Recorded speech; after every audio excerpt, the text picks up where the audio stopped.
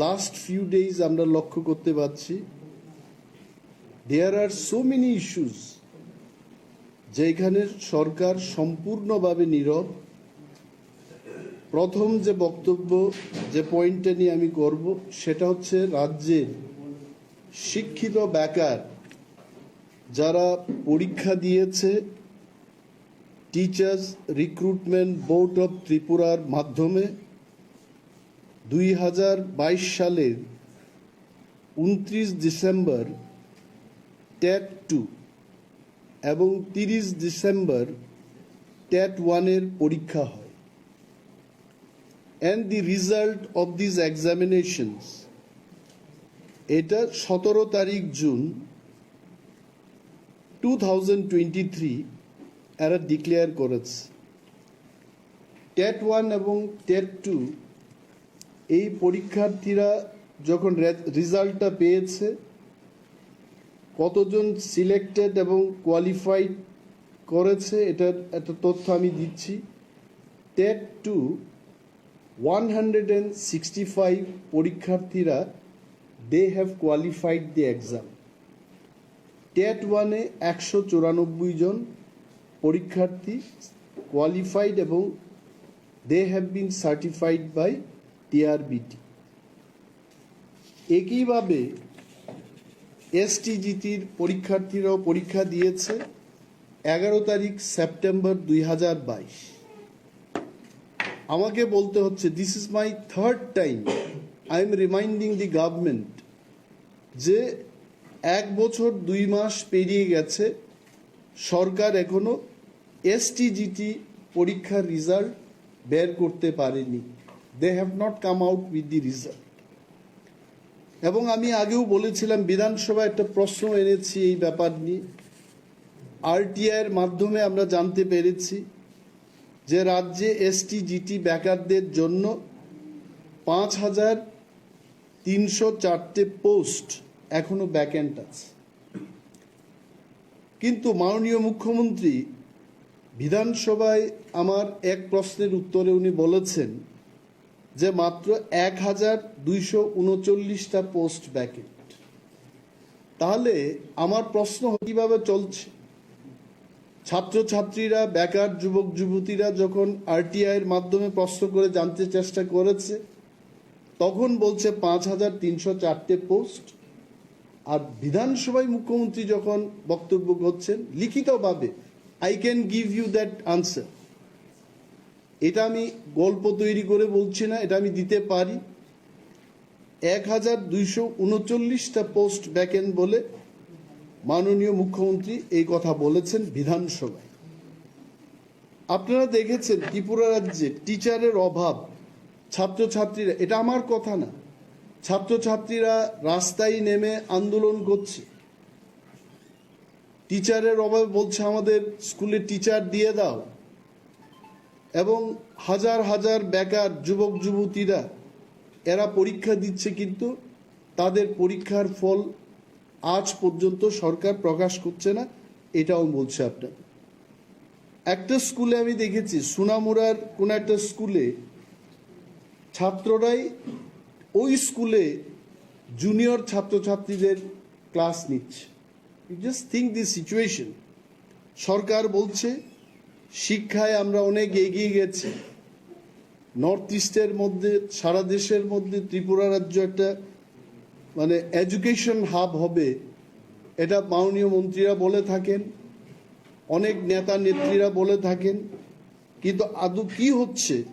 যে রিক্রুটমেন্ট হচ্ছে না। সরকার কেন নীরব? I as a leader of opposition আমি সরকারের কাছে জানতে চাইব, লক্ষ লক্ষ মানুষের পক্ষ থেকে এই তথ্য আমরা জানতে চাইব সরকার থেকে, কেন সরকার রিক্রুটমেন্ট করছে না? Is it that there is no job, there is no vacancy? প্রতি বছর রিটায়ারমেন্টে শত শত শিক্ষক শিক্ষিকারা রিটায়ারমেন্টে যাচ্ছে। ওই শূন্য পদগুলো কেন সরকার রিক্রুট করছে না? This is my question. Let the government come out. সরকারকে বলতে হবে, কারণ this is not my question. I am being approached by the unemployed youth. আজকেও এসছে, গতকালও এসছে এবং বলছে যে আমাদের হয়ে কথা বলুন, please speak to the government. এবং আরেকটা বিষয় আপনাদের জানিয়ে দিচ্ছে, এই বেকার যুবক যুবতীরা মাননীয় মুখ্যমন্ত্রী, যিনি শিক্ষা দপ্তরেরও ভারপ্রাপ্ত মন্ত্রী, উনার সাথে দেখা করতে গেছে, দেখা করতে দেয়নি। অ্যান্ড আই এম টেলিং, এটা লজ্জার কথা, I am the leader of opposition. গত 3-4 দিন ধরে মুখ্যমন্ত্রীকে টেলিফোনে কথা বলার জন্য ওনার স্পেশাল অ্যাসিস্ট্যান্টকে আমি ফোন করেছি। 5 দিন পেরিয়ে গেছে, till date they have not come back to me. তো বিরোধী দলনেতার এই অবস্থা, তো সাধারণ মানুষের কি অবস্থা হবে? You tell me. আমি যদি নাম দিয়ে বলি, Kamal Mallick is definitely special assistant of honourable chief minister doctor Manik Saha. কমলকে আমি দুইবার নিজে ফোন করেছি, বলছে যে মাননীয় মুখ্যমন্ত্রী বিশ্রাম নিচ্ছেন, বিশ্রাম শেষে আপনাকে কথা বল। Thereafter when I called him up, উনি একটা মিটিংয়ে বেরিয়েছেন, মিটিংয়ের পরে কথা হবে। পরবর্তী সময় যখন ফোন করলাম, Kamal did not pick up my call. লজ্জায় আমি আমার পিএসকে বললাম যে পিএস সাহেব আপনি ফোন করুন, আমার পিএস এর নম্বরটা। This is the situation in the state. বেকার যুবক যুবতীদের চাকরি তো দূরের কথা, মুখ্যমন্ত্রী তাদের সাথে কথাও বলছে, আমার সাথে কথা বলছে। বলতে হবে, বলার একটা স্পেস থাকতে হবে। Late the people of the state know about it. দ্বিতীয়ত, এইখানে যদি কেউ জিজ্ঞেস করে যে কতটা চাকরি দিতে পারে, I have collected from all my sources, রাজ্য সরকার যদি চেষ্টা করে 50,000 চাকরি দিতে পারে, মিনিমাম 50,000 মোর চাকরি ত্রিপুরায় দিতে পারে। Why they are not doing? কেন দিচ্ছে না? আমি যেমন জানি না, রাজ্যের লক্ষ লক্ষ মানুষ এটা জানে না। Let the government come and give their statement. আমরা জানতে চাইব সরকারের থেকে কেন তারা রিক্রুটমেন্ট করছে। এই কয়েকদিনে আমি অনেক জায়গায় ঘুরে প্রত্যন্ত অঞ্চলে বিডিওদের সাথে, এসডিএমদের সাথে, ডিএমদের সাথে, ইঞ্জিনিয়ারদের সাথে করে আমরা গ্রামে বেরিয়ে দেখেছি the problem with the people. প্রথম যে প্রবলেমটা হচ্ছে ড্রিঙ্কিং ওয়াটার। রাজ্য সরকার বোর্ড লাগিয়ে বলছে যে 2022 সালের মধ্যেই নাকি তারা, 22 সাল তো চলে গেছে, প্রতিটি ঘরে জলের ব্যবস্থা করে দেবে। কোথায় হয়েছে? 2023টাও চলে যাবে। বলছে পানীয় জল সরবরাহে রাজ্য সরকার ভারতবর্ষের মধ্যে দ্বিতীয়, তৃতীয়, আমি জানি না কোন স্থানে আছে, বলতে যারা অনেক এগিয়ে গেছে। But the fact, no proper power connection, পেট ব্যথা হচ্ছে, কিডনির প্রবলেম হচ্ছে, আয়রনের জল খেয়ে গোল ব্লাডার স্টোন হচ্ছে। আমি জানি না, I am not a doctor. আমাকে যদি সরকার চ্যালেঞ্জ করে বলে আপনি কি একজন ডাক্তার, যে আপনি কি করে বলছেন যে আয়রন যুক্ত জল খেয়ে মানুষের গল ব্লাডার স্টোন হচ্ছে, I am telling I am not a doctor. এটা মানুষের বক্তব্য। গতকাল 2টা ভিলেজ কমিটিতে গিয়ে যা যা শুনেছি তাদের থেকে, বলছে আমাদের এই গ্রামে অসংখ্য মানুষের কিডনি স্টোন হয়েছে। কারণটা কি? বলছে আমাদের সন্দেহ হচ্ছে এই যে আয়রন যুক্ত জল পান করার ফলে আমাদের এটা হচ্ছে। মেইনটেনেন্স নেই, পাইপ ফেটে গেছে। মানে 5 বছর 6 বছর ধরে যা হয়েছে, now people are having problem with the drinking water. রাজ্য সরকারের কাছে ফ্রম অল অপোজিশন আমি এই দাবি জানাবো, লেট ডি ডাব্লিউএস ডিপার্টমেন্ট, কালকেও আমি যাব, ওয়াইএসডিএম কে বলেছি কালকেও যাব, বেরিয়ে দেখব। I am not sitting here in Agartala and telling this. মাননীয় মুখ্যমন্ত্রী উনি বিভিন্ন ক্লাবে বেরিয়ে, যেভাবে ক্লাব সম্পর্কে ওনার অভিজ্ঞতা হয়েছে, রাজ্যের বিভিন্ন প্রান্তে গিয়ে মানুষের সাথে কথা বলে আমাদেরও একটা অভিজ্ঞতা হয়েছে মানুষ কোন জায়গায় আছে। ড্রিঙ্কিং ওয়াটার, স্নানের জলের কথা আমি বলছি না, পানীয় জল। এই পানীয় জলের সংকটে মানুষ প্রত্যন্ত অঞ্চলে ভুগছে এবং সরকার সেখানে কিছু করছে। এটা আমার দাবি থাকবে যে সরকার এই ব্যাপারে কঠোর পদক্ষেপ যেন গ্রহণ করে। আর একটা বিষয় দেখেছি যে শত শত মানুষ আসছে, বলছে যে আগেকার কথাই তারা বলছে যে বিপিএল কার্ডের একটা কোটা সেখানে যেত। ওল্ড এজ পেনশনের ক্ষেত্রে ব্লকগুলো নির্দিষ্ট একটা কোটা করে দিত যে এই বছর 300টা বা 400 উইডো পেনশন হবে, ডিসএবিলিটি পেনশন হবে, প্রধানমন্ত্রী আবাস যোজনায় 400টা ঘর হবে। বিডিও সাহেবরা আমাকে বলছেন জনগণের সামনে বসে যে এইবার আমরা সেই ধরনের কোনো কোটাই পাইনি। What the government is doing, গভর্নমেন্টে কি করছে? আমি খোয়াইয়ের একজন ডিসেবল ছেলে এসে বলছে যে আমাকে বলছে আগরতলায় যাওয়ার জন্য, ডিসেবিলিটি সার্টিফিকেট নেওয়ার জন্য আসারামবাড়ি একটা ছেলে আগরতলায় এসে তাকে সার্টিফিকেট নিতে হবে। আমি কারণ জানতে চেষ্টা করলাম কেন। বলছে ডিসেবিলিটি ডিটেকশনের জন্য একটা বোর্ড থাকে, ডিডিআরস। এই যে সার্টিফিকেট যারা দেয় এরা আগরতলায় এদের একটা অফিস আছে, খোয়াইয়ে কোনো এদের অফিস। তা এইভাবে কি আগরতলায় বসে সারা খোয়াই মহকুমা, তেলিয়ামুড়া মহকুমা সহ সদর এলাকার সমস্ত ডিসেবল ব্যক্তিদের সার্টিফিকেট এরা প্রদান করবে? এটা সম্ভব হবে? রাজ্যের লোক সংখ্যা কোনো এক সময় 20 লক্ষ ছিল, আজকের রাজ্যের লোক সংখ্যা কোথায় গিয়ে দাঁড়িয়েছে? So this is the situation with the government. এবং মানুষ কিন্তু হাহাকার। বিডিওরা, এসডিএমরাও বলছেন যে আমাদের করার কিছু নেই, এই ব্যাপারে আপনারা কিছু কথা বলুন। And I am bringing to the notice of the government, Honorable CM, উনি মিটিং করছেন ঠিকই, ছবি দিয়ে প্রচার করছে, প্রধানমন্ত্রী মুখ্যমন্ত্রীর ছবি দিয়ে প্রচার করছে, বাট কাজের কাজ কিছুই হচ্ছে না। I am telling the development, ওনারা বলছেন এটা পোস্টার এবং কাগজেই হচ্ছে, রাজ্যের টাকা রাজ্যের বাইরে চলে যাচ্ছে।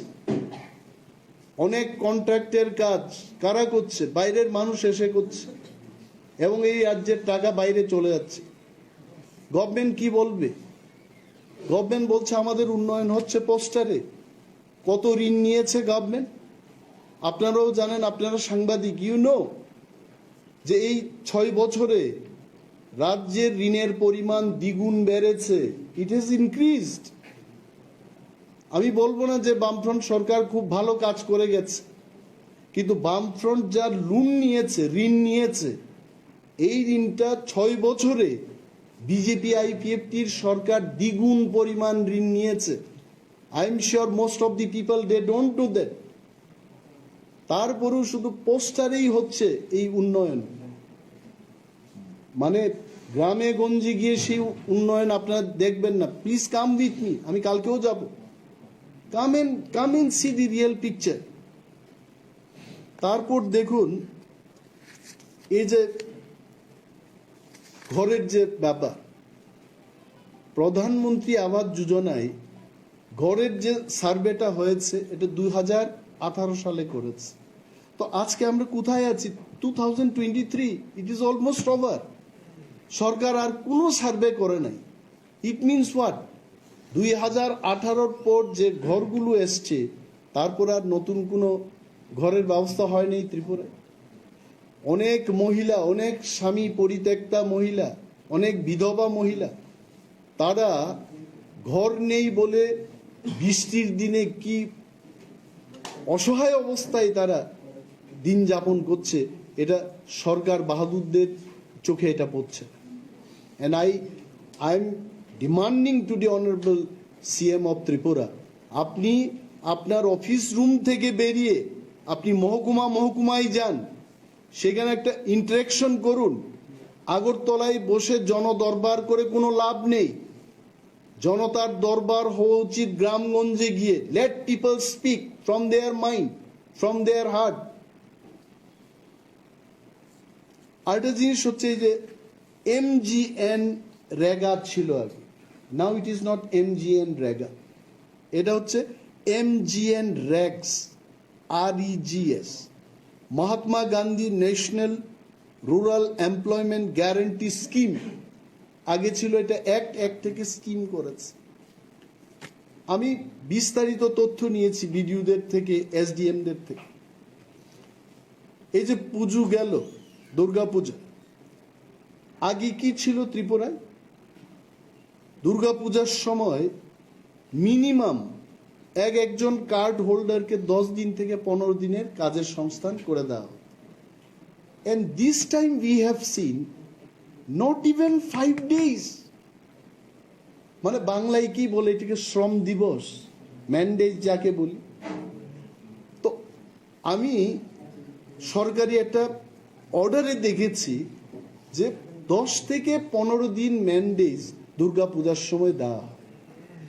In the year 2015-16, in the ইয়ার 2016-17, ওই অর্ডারের কথা বলছি।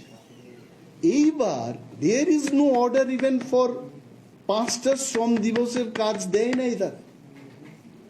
এন্ড নট অনলি দ্যাট, যাই কাজ করিয়েছে, আমি প্রেস মিটে গত 8 অক্টোবর একটা প্রেস মিটে আমি বলেছি যে রাগার কাজ দ্বিগুণ করে দিন পুজোর সময়। যাই কাজ দিয়েছে, দে হ্যাভ নট পেড, পেমেন্টটা হয় নাই। তাহলে মানুষকে শুধু খাটিয়েছে, পয়সা দেয় নাই। দুর্গা পূজায়, লক্ষ্মী পূজা চলে গেছে, কালী পূজা আসছে, এখনো কিন্তু পেমেন্ট হয় না। একজন বিডিও সাহেবকে আমি জিজ্ঞেস করলাম, আপনার এই ব্লকে কবে আপনি শেষ টাকাটা পেয়েছেন? বলছে যে 29 সেপ্টেম্বরের পর আমার এখানে কার্ড হোল্ডাররা আর টাকা পায়নি। This is the statement from